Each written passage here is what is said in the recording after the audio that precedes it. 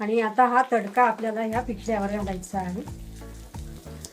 याप्रमाणे खूपच छान आणि चविष्ट असं हे शेवग्याच्या शेंगांचं पिठलं तयार होतं. याप्रमाणे हे शेवग्याच्या शेंगांचं पिठलं बनवून तयार झालेलं आहे. 2 चमचे तेल गरम करायला घालायचं आहे. तेल चांगलं गरम झाल्यावर यामध्ये जिरं, मोहरी आणि हिंग घालायचा. बारीक कापून घेतलेला लसूण, उभी कापून घेतलेली हिरवी मिरची, अगदी चिमूटभर मीठ, मिरची तडतडू नये यासाठी, आणि कांदा पटकन मऊ व्हायला पाहिजे यासाठी. मिरची तेलावर चांगली परतवून घ्यायची. मिरची परतवून झाल्यावर यामध्ये कढीपत्त्याची पाने घालायची. बारीक कापून घेतलेला कांदा,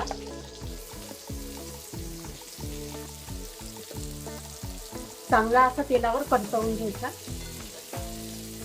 थोडासा कलर बदलला पाहिजे कांद्याचा. कांदा परतवत असताना यामध्ये शेवग्याच्या शेंगांचे तुकडे घालायचे आहे. कापून घेतलेले शेवग्याची शेंग घालायची याप्रमाणे आणि परतवत राहायचं आहे. कांदाही मऊ होईल आणि शेंगाही यामध्ये बऱ्याचशा परतवून होतील यासाठी. आता कांद्याचा कलर बदलायला लागल्यावर यामध्ये हळद आणि अर्धा चमचा लाल मिरची पावडर घालायची. मिक्स करून घ्यायचं. बारीक कापलेला टोमॅटो घालायचा. टोमॅटो घातल्यावर थोडंसं परतवून घ्यायचं. परतवून झाल्यावर यामध्ये मीठ घालायचं चवीनुसार. मीठ जरा थोडंसं कमी घालायचं. आपण नंतर बेसन पीठ जेव्हा यामध्ये घालणार त्यावेळेला थोडं मीठ आपण यामध्ये घालणार आहे. पण या शेंगांमध्ये मीठ चांगलं मुरायला हवं यासाठी आपण आधी थोडंसं मीठ घालतोय. फक्त शेंगांच्या चवीपुरतं मीठ यामध्ये घातलेलं आहे. मीठ घातल्यावर मिक्स करून घ्यायचं. करून झाल्यावर यामध्ये छोटी अर्धी वाटी जी आहे ते पाणी घालायचं आहे. अर्धी वाटी पाणी घालायचे छोटी.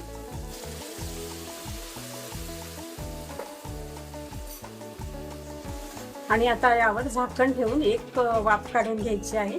त्यामध्ये शेंगा चांगल्या मऊ झाल्या पाहिजे. 3 ते 4 मिनिटासाठी झाकण ठेवून या शेंगा वाफ काढण्यासाठी ठेवल्या होत्या. आता झाकण काढून घ्यायचं आहे आणि यातील शेंगा शिजल्या आहे की नाही हे प्रेस करून बघायचं.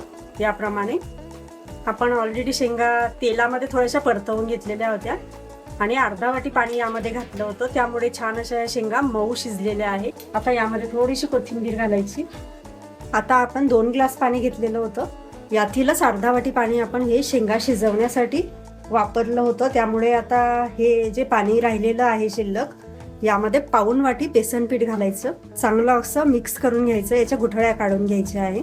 पिठातील गुठळ्या काढून घेतलेल्या आहे. आता यामध्ये थोडंसं मीठ घालायचं. आपण शेंगा शिजवताना मीठ घातलेलं आहे त्यामुळे आता थोडंच मीठ घालायचं आहे आणि मिक्स करून घ्यायचं. शेंगाही छान अशा शिजून झालेल्या आहे बघू शकता. आता यामध्ये मिक्स करून घेतलेलं पीठ घालायचं आहे. पाण्यामध्ये कालवून घेतलेलं. गॅसची फ्लेम आता थोडी हाय करायची आणि मिक्स करत राहायचं आहे. आणि आता हे पिठलं आपल्याला शिजवून घ्यायचं आहे हाय टू लो फ्लेमवर. याप्रमाणे बघू शकता. आपण पीठ खूप बरंच पातळ केलेलं होतं. लगेच दाट व्हायला लागतं हे बेसन पीठ. आता गॅसची फ्लेम स्लो करायची आणि झाकण ठेवून एक वाफ काढून घ्यायची. आता 2 मिनिटं झालेले आहे आणि बघू शकता आपण छान असं हे पिठलं तयार झालेलं आहे. आता आपल्याला ह्या पिठल्यावर तडका द्यायचा आहे आणि 2 चमचे तेल गरम करायला ठेवायचं आहे. तडका पॅनमध्ये किंवा एखाद्या वाटीमध्येही आपण तेल गरम करायला ठेवू शकता. तेल चांगलं गरम झाल्यावर यामध्ये थोडीशी मोहरी घालायची आणि आपण जो लसूण ठेचून घेतलेला आहे अख्खा लसूण याप्रमाणे आता हा लसूण घालायचा. अगदी थोडंसं मीठ. लाल मिरची आपण जी अख्खी मिरची घेतलेली होती ती मिरची घालायची तुकडे करून 2. थोडीशी कोथिंबीर घालायची यामध्ये.